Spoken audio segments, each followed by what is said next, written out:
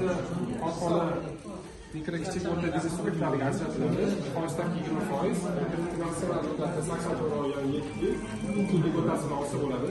Bunda o'sha 100 milliongacha garovsiz, ya'ni nominal ta'minot bilan olinadi, ya'ni sug'urta ta'minoti bo'ladi. Bunda o'sha sug'urtani olsa bo'ladi, 1000 barobargacha olsa bo'ladi. 1000 barobardan yuqorisi, ya'ni 1,5 milliardgacha olsa bo'ladi. Bunda faqat qarzdorlik talab qilinadi. 6 oyda faoliyatga bo'lish kerak.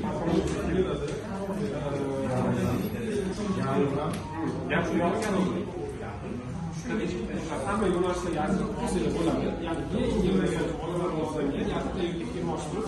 Platformada arizlar 3 million, faqat pul ta'minotchilik ijod faqat xabar sotib oladi. Naqd qo'lga berilmaydi. Bu maqsadda maqsadli aylanmalar bo'lishi boshqa kafil ta'minoti sug'urtadan tashqari kafil faqat jismoniy shaxs bo'lmaydi. Faqat korxona firma bo'lishi, kafil bo'lishi.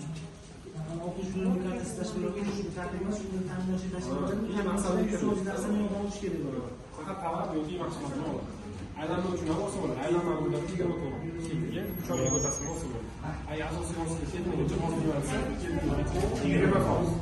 Markaziy bank stavkasi 10%. Ya'ni hozirgi 20%.